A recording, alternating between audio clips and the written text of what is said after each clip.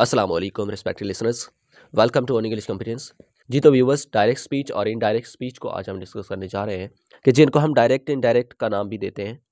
तो complete understanding के लिए वीडियो को एंड तक ज़रूर वॉच कीजिए और अगर चैनल पर नए हैं तो इसको सब्सक्राइब भी कीजिए और फर्दर वीडियोस के लिए बेल आइकन को भी देखिए। जी तो रिस्पेक्टेड लिसनर्स, डायरेक्ट स्पीच और इनडायरेक्ट स्पीच को डिस्कस करने से पहले हम ये देखते हैं कि स्पीच होता क्या है। किसी भी रिटन या स्पोकन एक्सप्रेशन को हम स्पीच का नाम देते हैं कि कुछ भी जो हम बोल रहे होते हैं या हम लिख रहे होते हैं उसको हम स्पीच कहते हैं। डायरेक्ट स्पीच या डायरेक्ट नरेशन एक ऐसा एक्सप्रेशन होता है जो एक्चुअल स्पीकर के एक्चुअल वर्ड्स होते हैं। एक्चुअल स्पीकर वो पर्सन जो किसी रिपोर्टर से बोल रहा होता है। डायरेक्ट स्पीच को इन्वर्टेड कॉमास के अंदर प्लेस किया जा रहा होता है। मतलब कि जो डायरेक्ट स्पीच होती है उसको जब हम लिखते हैं एक सेंटेंस के अंदर तो रिपोर्टिंग स्पीच के साथ जो रिपोर्टेड स्पीच वाला पोर्शन होता है उसको इन्वर्टेड कॉमास में लिख रहे होते हैं। डायरेक्ट स्पीच एक्चुअल स्पीकर की ऑथेंटिसिटी को प्रमोट करती है कि जो एक्चुअल स्पीकर ने कहा था एज इट वही कहा जा रहा है।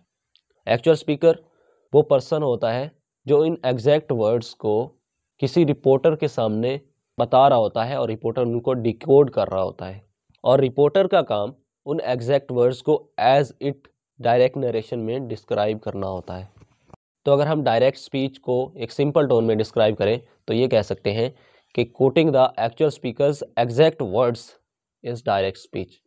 कि जो हमारा एक्चुअल स्पीकर होता है जो कुछ वो बोल रहा होता है उसके एग्जैक्ट वर्ड्स को हमने एज इट कोट कर देना है और वो डायरेक्ट स्पीच होगी। जैसे he says I bought some milk from the dairy.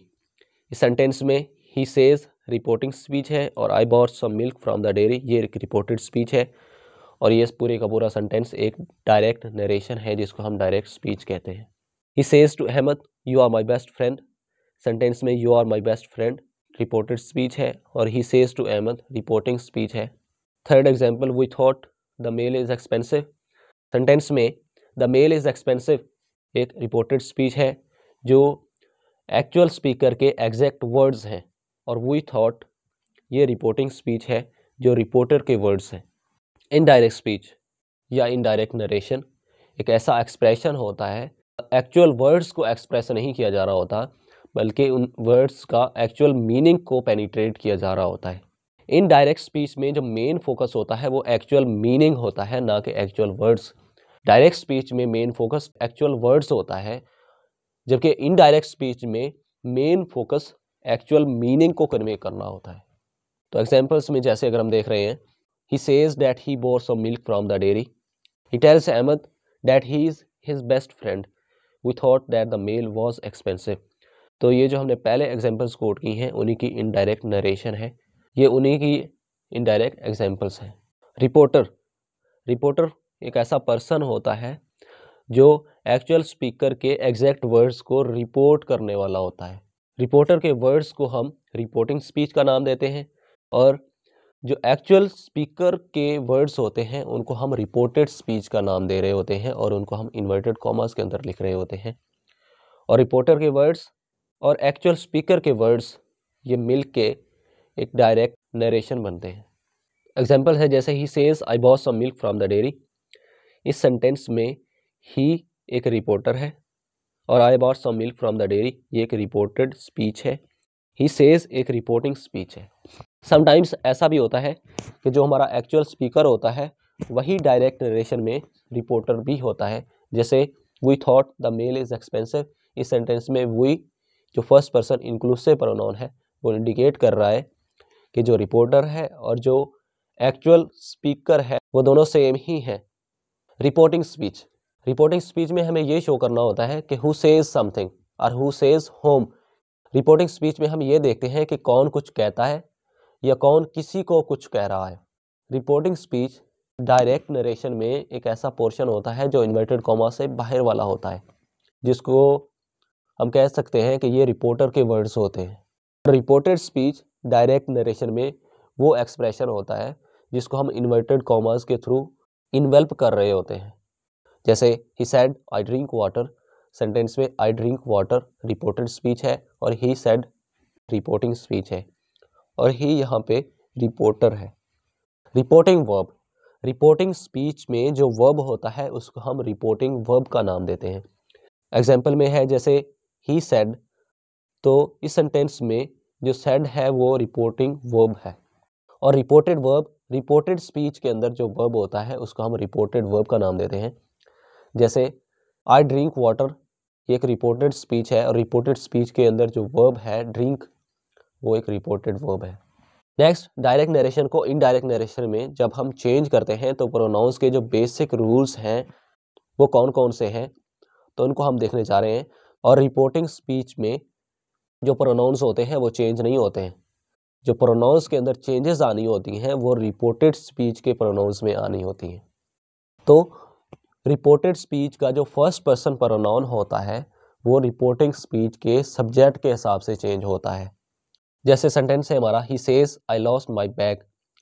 Sentence में आई और माई ये दोनों फर्स्ट पर्सन प्रोनाउंस हैं, तो इन्होंने रिपोर्टिंग स्पीच के सब्जेक्ट के हिसाब से चेंज होना है, मतलब कि यहाँ पे ही के हिसाब से इन्होंने चेंज होना है। सेंटेंस को अगर हम चेंज करें तो जैसे he says that he lost his bag, my का क्या बन जाएगा, हिज बन जाएगा, और आई का बन जाएगा ही, क्योंकि आई सब्जेक्टिव केस है और माई यहाँ पे पोजेसिव केस है, तो केस वही रहने होते हैं, लेकिन जो प्रोनाउन है वो चेंज होना होता है, वो सब्जेक्ट के हिसाब से हमने देखना है अगर फर्स्ट पर्सन होगा तो।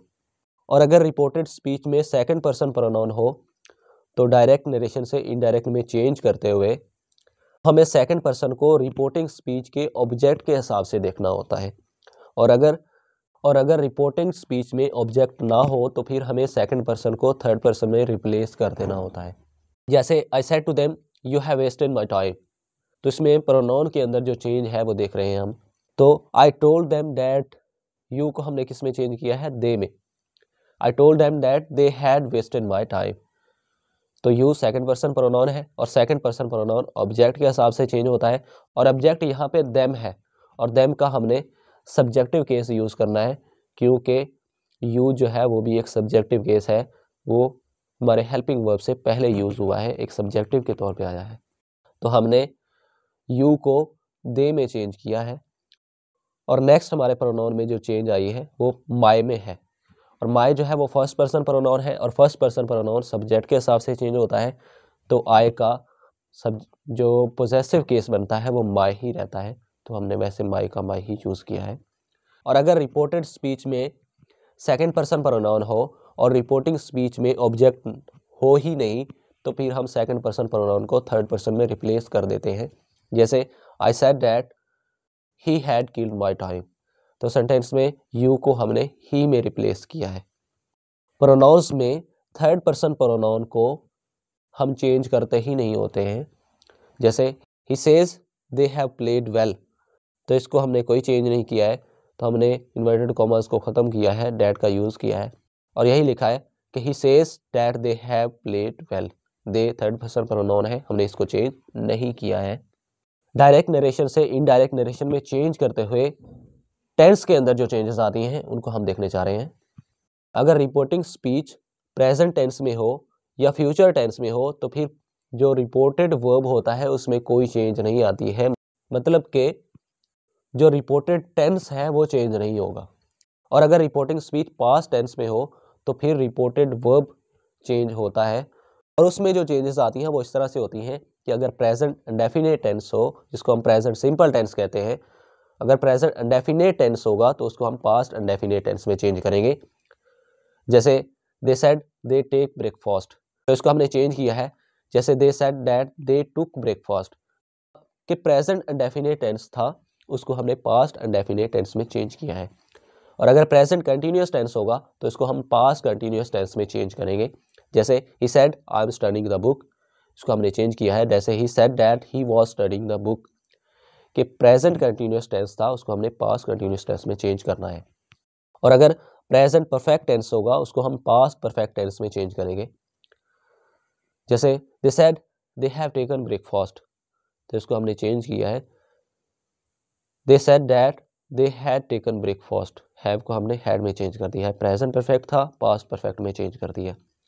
और अगर प्रेजेंट परफेक्ट कंटिन्यूअस टेंस होगा तो उसको हम पास्ट परफेक्ट कंटिन्यूअस टेंस में चेंज करेंगे। जैसे he said I have been studying the book for 2 hours, तो उसको हमने चेंज किया है, he said that he had been studying the book for 2 hours।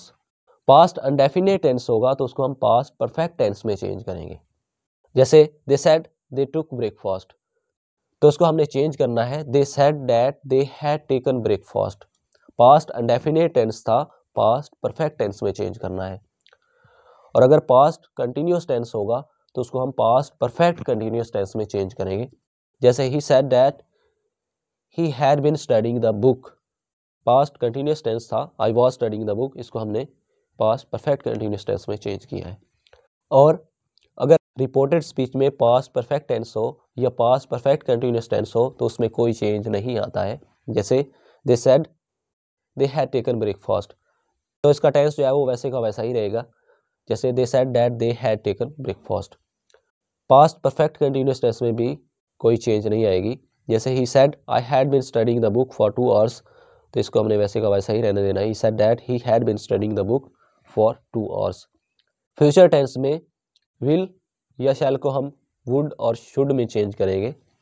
जैसे शी सेड आई विल या आई शैल बीट हिम, तो इसको हम चेंज करेंगे कि she said that she would या शी शुड बीट हिम। अगर विल आ जाएगा तो हम वुड बनाएंगे और अगर शैल आ जाएगा तो हम शुड बनाएंगे।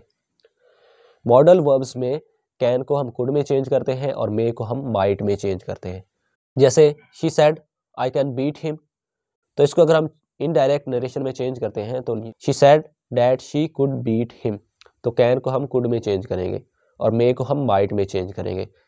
ही said that he might come in, may को हमने माइट में चेंज किया है। फर्दर जो चेंजेस हैं वो सेंटेंस की टाइप्स की बेस पे होंगी कि असर्टिव सेंटेंस है तो उसको कैसे चेंज करना है, इंपेरेटिव सेंटेंस है उसको कैसे चेंज करना है, एक्सक्लेमेटरी सेंटेंस है उसको हमने कैसे चेंज करना है, इंटेरोगेटिव सेंटेंस है उसको हमने कैसे चेंज करना है। तो सेंटेंस की टाइप्स की बेसिस पे जो जो चेंजेस आनी है उनको हम इंशाल्लाह नेक्स्ट वीडियो में डिस्कस करेंगे। अगर इस वीडियो में कुछ सीखने को मिला है तो उसको लाइक कीजिए, शेयर कीजिए और चैनल को सब्सक्राइब भी कीजिए और फर्दर वीडियोस के लिए बेल आइकन को भी ज़रूर प्रेस कीजिए। Thank you so much for watching this video. Take care. अल्लाह हाफिज़।